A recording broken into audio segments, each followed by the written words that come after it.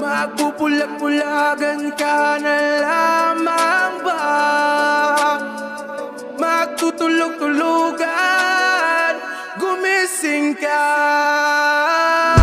Ito na ang oras para lumaban. Huwag kang umatras pag nasa kapwiran. Panatilihing bukas ang sipan, katotohanan ng ating sandigan. Sa kadiliman, huwag matatakot, pagkat liwanag ang siyang babalot sa ating bayang Pilipinas, sa ating bayang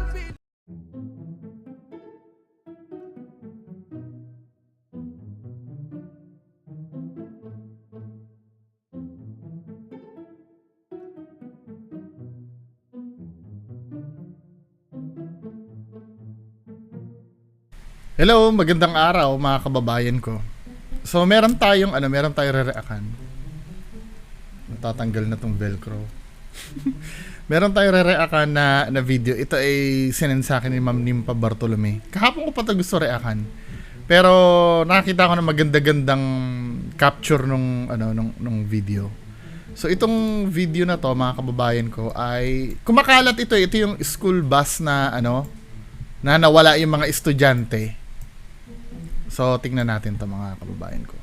Ano ba nangyari dito? Ito may multiple angle to eh. Play natin Everybody listen up. You need to get in your seats right now. Hey, you kids, step forward please. Facing forward, thank you. That's what I like.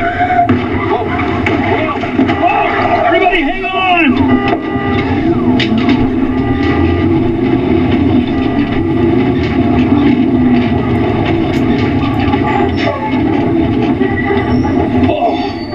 Is everybody okay?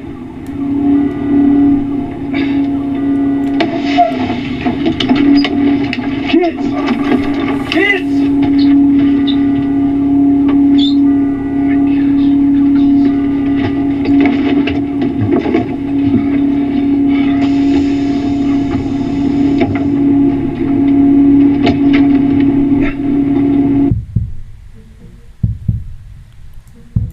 So nagva-viral itong You need to get in your seats right now.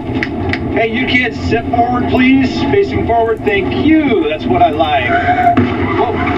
Nagva-viral itong video na to dito sa nangyari na to na di umano bigla daw nawala yung yung mga bata. Kung titingnan mo nga naman Seats right now. may dalawang angle ng camera Hey, you kids, step forward please. Facing forward, thank you. That's what I like. Whoa. Whoa. Biglang nawala, di ba? Anong tingin nyo dun?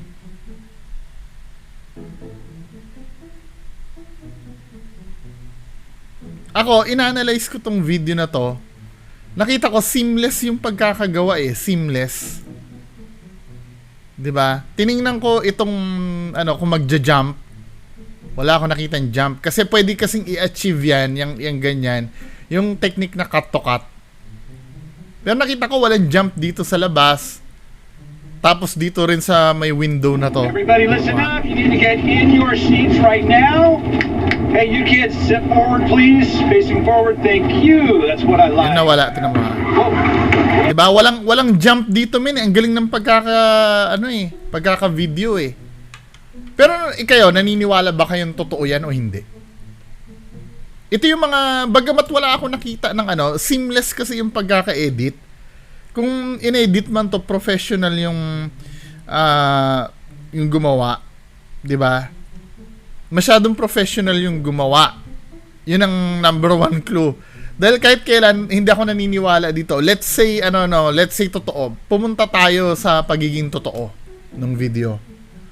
Marami ako red flag na nakikita dito. Unang-una, nawala yung mga bata, 'di ba? Hey, you kids, step forward please. Facing forward, thank you. That's what I like. Whoa. Whoa. Whoa. Everybody hang on.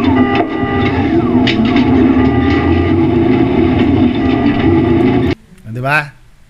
Nagtataka ako, nung nawala yung mga bata, dapat kung mawawala yung mga bata lang mismo. Eh bakit kasama yung damit? 'Di ba? Ba't kasama yung damit? Dahil ano, bakit kung hindi kasama yung damit, bakit hindi kasama yung bag? 'Di ba? May mali do sa video kahit pa sabihin mo na ano, may intindihan ko kung naiwan yung mga damit ng mga bata eh. Pero nawala yung mga bata kasi yung bata itself organic material yun eh. Yung ano, yung mga damit kasi hindi naman organic yun. Eh kung ito man ay kinuha ng alien or kung ano, 'di ba? Pero ano ba talaga ang katotohanan sa video na to? Paki-comment sa baba. Anong katotohanan sa video na to? Bibilisan ko na lang yung ano, yung reaction ko dito ha. Ano tayo, mabilisang ano, kasi hindi ko ano eh, napakaganda ng pagkakagawa eh, seamless. Actually may ibang footage pa nga niyan. Tingnan mo yung ibang footage nito. Meron dito ini-interview yung ano, yung itong parang body cam ng police. Was in Spanish, I couldn't believe it. Okay, cut the bull. This will go a lot easier. What did you do with it? There's no accident here. Okay, look around the bus. There's slow down. Okay. Slow down. I know you didn't get in an accident, you just told me that. Okay. The kids are gone. They're gone. I don't know where they went. How many kids total? 45, 50. Okay, do me a favor. Stand right there. Stand right there. Do it now, please. Look at it. Stand right there. Nothing wrong with. Do not move. They just went. I'm gonna take a look. Hello? Hello, police? Anyone on the bus? Hello? Is anyone on the bus? Hello? Is anyone on the bus? Can anyone hear me? If you're on the bus, please pop up. Stick your head out. Say hello. Raise your hand. Hello? Coming to the back of the bus. First of all, how you don't know how many kids on your bus? Diba? Dinidebunk din ni ate eh. Yun pa nga, yun, napansin ko rin yun. Hindi niya alam kung ilang bata yung nakasakay doon sa bus niya. Hindi, siguro dahil state of shock, ano, parang nanggilalas siya na biglang nawala, hindi niya na ano. Ngayon, marami din na naniniwala eh. Kahit sa ibang bansa,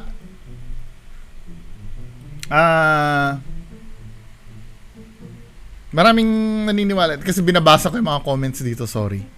'Di ba? Maraming naniniwala. O shortcut na natin. Itong YouTube video na to nakita ko ini-explain. Verify na itong video na to, ito ay fake. 'Di ba? Anong explanation? Pakinggan natin explanation diyan sa video na yan. According to AP News Fact Check, what we are looking at is a video made by Turning Point Ministries, a Christian organization founded by prominent pastor David Jeremiah. Mr. Jeremiah created the whole series of vanishing videos to provide a visual preview of what is known as the rapture. The rapture is a belief held by some Christians that Jesus will one day return to earth and bring believers back to heaven with him. So I guess when these people disappear out of the videos, that means they went to heaven. So, well, if they're going to go anywhere, that's probably a pretty good place to go. The original videos came with some text at the end to let you know the theme was religious, but most TikTokers, like official MJC Matthew, failed to mention that in their videos. Now, apparently, people around the world are vanishing into thin air. People have numerous theories on what's happening. Now, some people are saying that the human race is slowly and gradually falling into another reality/dimension. Other theories go that these people are actually shapeshifters. Others are believing it's the rapture. Even some people thinking that this is really good promotion for an upcoming movie. There's so many videos I could actually show you, just like this one. Please share this with literally anyone you know because they need to see this. You gotta love Matthew, right? He's always good for a laugh. But, you know, there you go. One more case of misinformation being spread through the universe. So, fake, ano?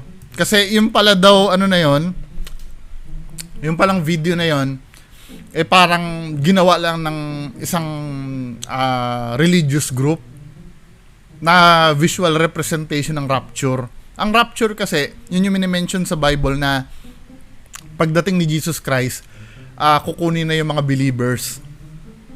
'Di ba? May iwan dito yung mga makasalanan dito sa earth. At bibigyan ng chance makasalanan sa earth. Kay Brother Eli Soriano ko napakinggan yan para makapag-decide kung kakampi ba sila kay Jesus Christ o hindi. Diba? Something like that, ano. Parang ginawa ito. Kaya pala ang ganda ng production, wala tayong mahuling, kinumission pala yun ang video na yon para ipakita kung anong magiging itsura ng rapture na minimension sa Bible. So, ang gumawa ng video na, actually nakita ko na to kanina sa nakita ko na to sa, nung nagsa-search ako yung page na yon. Hindi ko lang muna, inintay ko munang mag-explain. Ito, galing sa Turning Point with Dr. Ito yung religious ministry something. Ito yung nag-publish nun. Parang religious group siya. Mga Christians.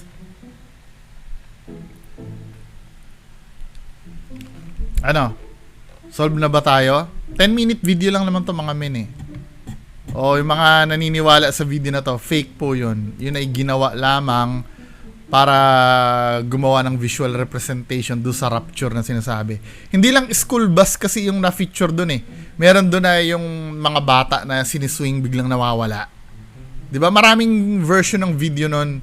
Kaya lang, mas nag-viral yung sa school bus. Diba? Multiple angle pa nga ang galing ng pagkakagawa Pero sa Hollywood kaya rin gawin yun.